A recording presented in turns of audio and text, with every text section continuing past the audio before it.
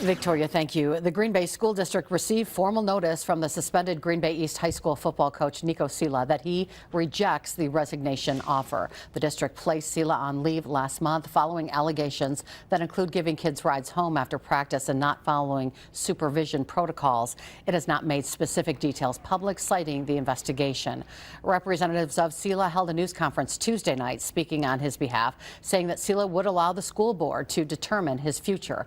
The district will recommend termination. The board currently has 2 meetings scheduled for next week, but it's not known whether this issue would be discussed, that is, at either of those meetings.